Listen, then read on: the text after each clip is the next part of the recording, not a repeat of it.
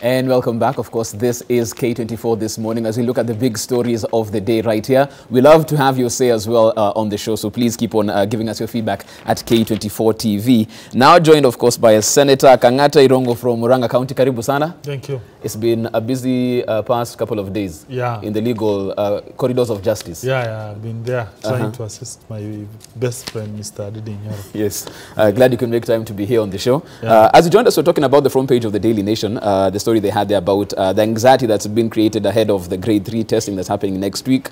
We'll just finish off with Modiwo, because you are the one who was talking just before we went into the break. What's the way forward for this? Because the new curriculum was supposed to sort out all of these issues that we're having, but it seems like now we're in a position where is it really addressing the issues our children are facing with when they go to school? Are they equipped better? You know, when we did our new constitution, there's a very important thing we put as a requirement, public participation. What I've seen is this attitude, and I remember Senator, the Nairobi Senator,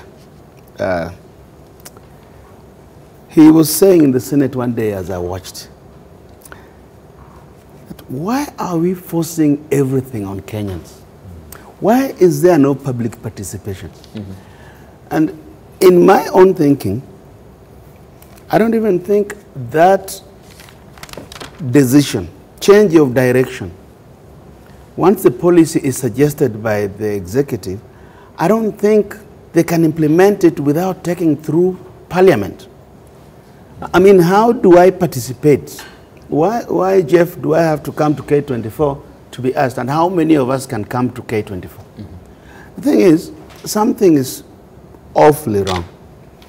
And even if it was borrowed from some, because this is educational systems are not, you don't have to implement them. They are borrowed. The one we had was British, now we are, I don't know, we're going Canadian. Even the British ran away from that one. Right. So we were running away from it.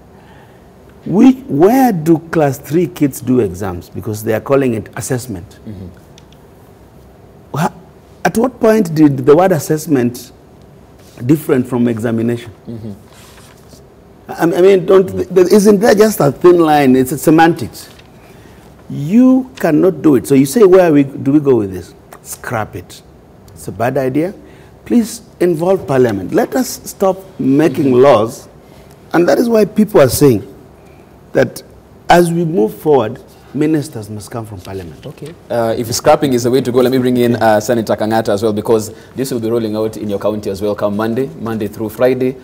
Grade 3 students are going to be sitting for their assessment. The ministry says that no student will be left behind. They just want to understand how well they grasp mathematics, English, and other integrated subjects there. But in terms of anxiety, because we're trying to get away from this thing where examinations mean everything. If you don't pass, then your future is ruined. That's how KCPE seemed at the time. Are we now experiencing this at grade 3 when the child is 8, 9 years old? You tell me, is there any other way of knowing a person's capability apart from assessing or even rendering an examination? Show me any other way. For me, I disagree, with all due respect, with my friend, the whole idea of saying that we should do away with assessing a student. Because that way, we shall have people who are just going through motions. You do not know their mathematical capabilities, their linguistic skills. You have to assess them. For me, this is positive. In fact, we should even go back to the era of ranking. Because through that, you're able to know these regions, people are doing well, the outcomes of this other region is not very well. Because to me, the whole idea of ranking is about getting the information. I am one of those members of Parliament who are strongly opposed to the scrapping of ranking. But so Senator, for me, and the examinations, we've seen, cases of cheating being rampant, cases of suicide. We've had that after the examinations, we get children committing suicide because they performed really poorly. You see, the truth is, once you are done with your education, when you get out here, you'll be in a competitive world. Unless you want to do away with all forms of competition. You want Kenya to become a socialist country where that does not believe in competition. You get out of school, you come in real life, Like, for instance, this K24, we have several other media stations. They are competing. This life is about competition. If you have a situation where you say you don't want competition, unless this, my friend, is a left-wing or a socialist or a communist who does not believe in the whole idea of competition, you have to compete. Honorable Muthuma. Finally, he has said that Parliament was not involved. That is not true. The Parliamentary Committee on Education in the National Assembly and also in the Senate, they have been thoroughly taken through this process by the Ministry of Education. I do not know of any other interaction one would want between Parliament and the Executive concerning this.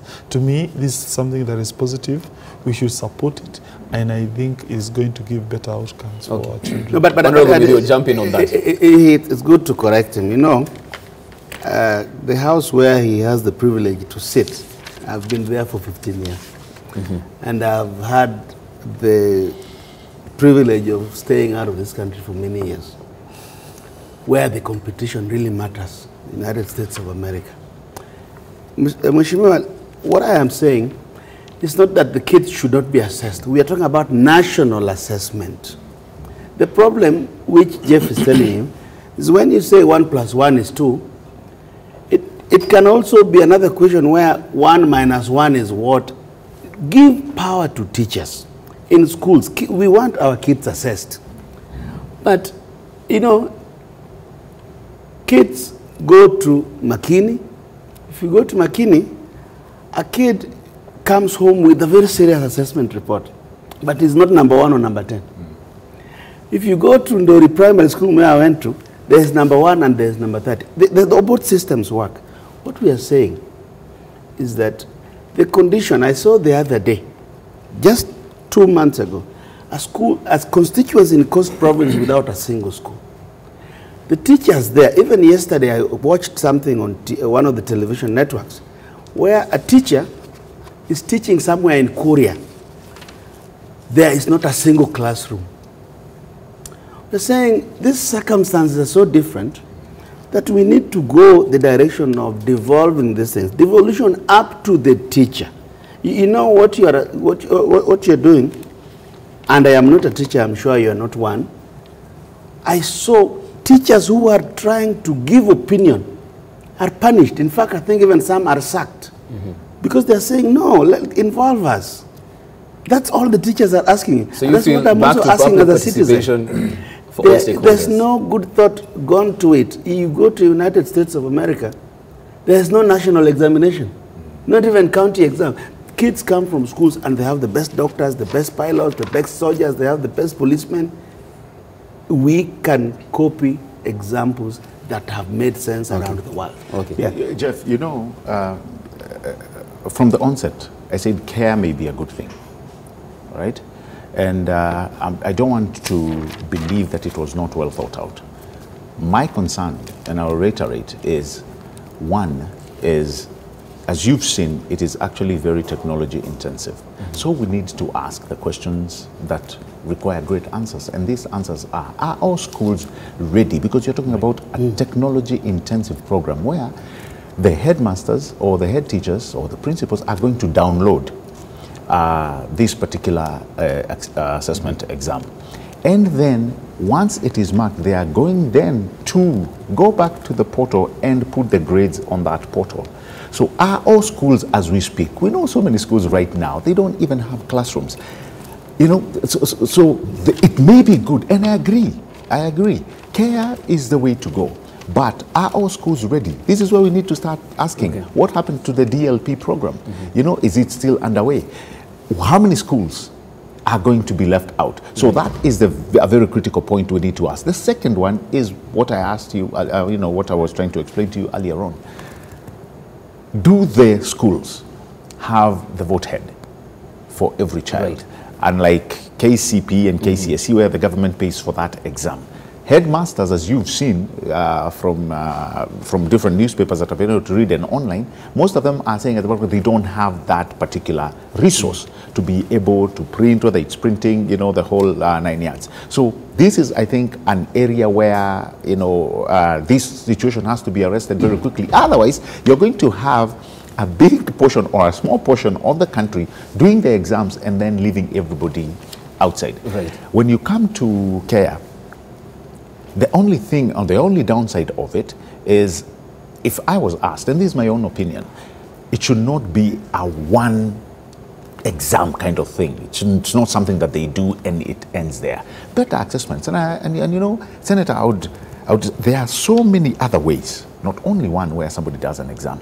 You can actually do a continuous assessment for a year or two to ascertain where does this person fit, what are their weaknesses, what are their strengths. So it's the modalities in how we're doing this, not you see, the principle that's you see the individual exam. So many schools, you heard what Moisbridge was saying. They are clueless. They have no clue what the student doesn't know what's supposed to be done on Monday. So the anxiety that we're talking about, we do not again want to impact the same anxiety on an 8 or a 9-year-old. All right? I would rather we come up with a way where we are able to access them throughout the year. We've actually talked about this time and time again, where we say, what happens to these children who lead national exams? You find somebody was #1 in the country during class 8. In Form 4, they are nowhere on the radar. So that element of having an exam at a particular point sometimes is not the best. Okay, could be the only thing we have. Probably we can make that system better. But I've always thought there are other ways of accessing or assessing the greater capabilities of an individual than a single exam. Okay, Mr. Muthuma, we'll have to leave it at that as far as matters education is allow concerned. me to interject because there were 2 against 1. Okay. As we move on to the next, championing socialistic. We don't believe in you still feel it should be assessed nationally? Of course, this competition, life is competition.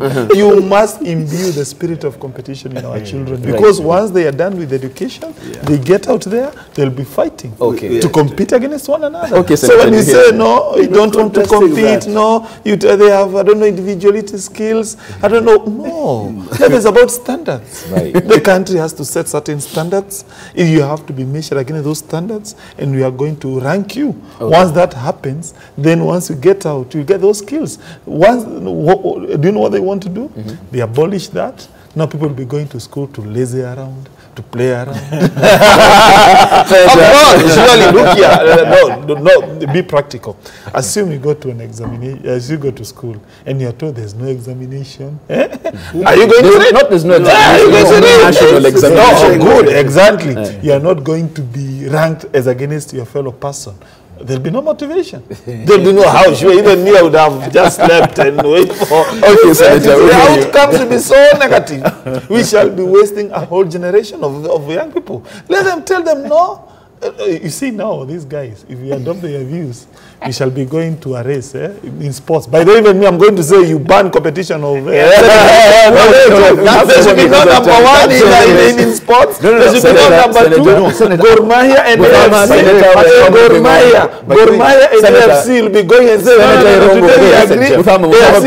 am not Gor Mahia. No, I can see. You don't believe in competition. You believe Gor Mahia.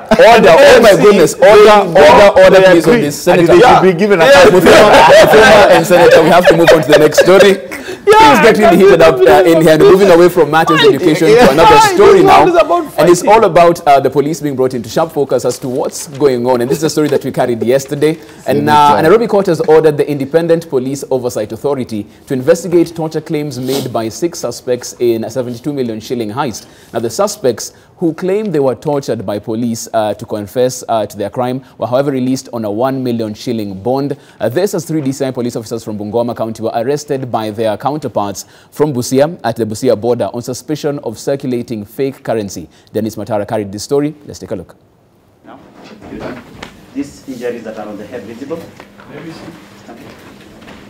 They claim these injuries were inflicted by police officers as they tried to force them to confess to the crime. The 6 are said to have masterminded and executed the 72 million shillings heist. We had complained about the issues of torture.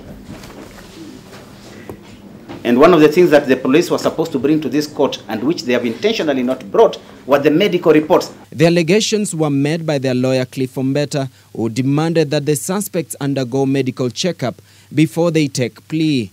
The suspects David Ayenda Machogu, David Luvuka, Vincent Owor, Boniface Mutua, Alexander Mutuku, and Francis Murioki were released on a 1 million shillings bond and one surety of a similar amount and ordered to deposit their travel documents in court.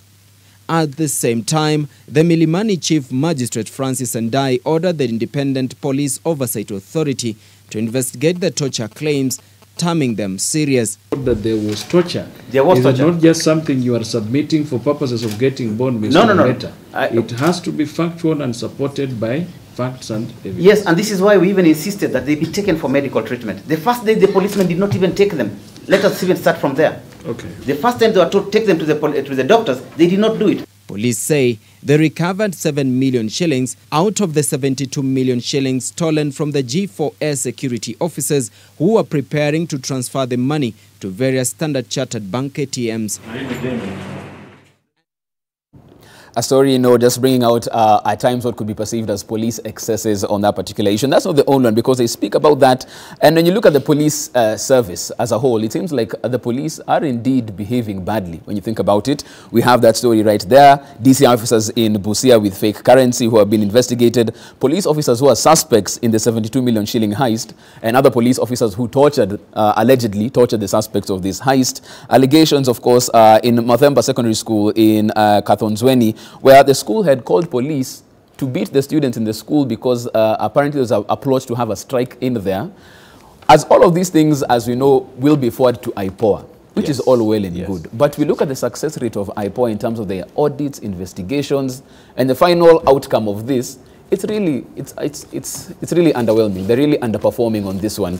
Honorable Modiwo, we've seen this. We can see what is going on, but who will police the police? Well, it demonstrates how stillborn this whole issue of IPOA has been. They got it wrong. IPOA thinks they work for the police. The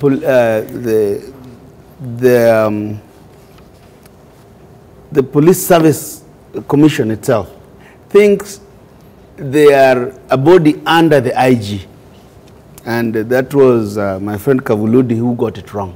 He refused to rebel against a bad system. So we are back to where we are. In fact, the things which have happened this week. I saw a struck at a university. The police went and they are beating. I saw them beating another woman clad in buibui. The police are beating this young girl. I'm saying now, where isn't that now not assault? Assault on suspected would-be assaulter. Then you saw the issue of, which is in court, which I think just rogue policemen. That does not require investigation. You should suspend, probably expel every policeman who touched those young men. They are thieves, but it is for the court to determine, not for the police to do themselves. We passed that. When Nyayo left, we left there. We closed the Nyayo torture chambers. People don't even do it at Nyati House anymore. Now then, there was a very interesting story over the weekend. The one that has been involving my friend Kangata. You ask yourself, here is a church. A function is going on. An MP who may or may not have been invited, he is the constituency MP. You know the young MP to be rogue. How did the police know he was going to go in there? And what is the relationship between a Murang'a church and chasing him all the way to royal media? Those things they're speaking to the past. And it means we have to reform the police. But let me just say one last thing. Somebody must take the blame. Who is it? The Jubilee government refused that we should not reform the police. I had suggested when the new constitution came into being that the first IG should come from somewhere in the Commonwealth, not to come and police us, but to come and teach us how to police our people by rewriting our training manuals, by doing all those things. Remember, our new constitution came about after post-election violence. You have not heard even one day, Jeff, that we put money to rehabilitate the police we have been frustrating with politics every year in, year out when we do elections. You find a scenario where a police, there was a policeman, I think it was called Karaoke, in Madari, during post-election violence. He turned himself into a negotiator. He ended that mayhem. And he stopped the other police, because police were now frustrated, they were shooting Kenyans. They live there, they go back to the barracks or the station. You expect them to be normal human beings. When we said, let us reform the police, the force itself, the result is now, you know those policemen who were beating people in 2007, they are now the bosses of the police. Let's talk about the reforms as well, Mr. Muthuma, on that one, because for the Jubilee government, they'll say they started the reforms last year. They've gotten a new uniform. They're integrating the members of the police force with the community. They're talking about, better, in terms, better welfare for servicemen, increased salary. Yes. So the Jubilee government will say they are well on track on, reforms, but what we see is totally different. Those are very good commitments that you've just said. The welfare, first of all, are they, able to be taken care of well? And I know, when we moved the police from a force to a police service, I think those are some of the few things that were agreed upon. We are going to, the uniform notwithstanding. I don't think the uniform is, neither here nor there. But I think, the welfare in itself, I think, can actually go a long way to ensuring that even character is reformed. When you're talking about a police, probably a police constable who's earning less than 18,000 a month, and probably, there's no that key motivator. And, people always downplay this issue about the money. When a police constable is not able to take care of their family, when they're not able to take care of the basic needs, and then we still point the finger when they get corrupt. I think we are actually the ones who could be oiling this machine without a full glare that we are doing so. What needs to happen is, if we are talking about the welfare holistically, then I think the Jubilee administration may not have gotten there yet, but they've done things that can actually be seen. Okay. The fact that they moved on to good, better wages, that's a very good indicator. And by the way, that can sort so many things. The other thing is actually the training that Honorable Jakoyo is talking about. Those are the things that we need to look into. Are they getting trained adequately enough? Is there a command structure? I mean, the whole, the whole small things that go on to make it more of a service that is mwananchi oriented. The other thing is this: we need to continue asking, are we actually at a level where the ratio is acceptable, the UN ratio?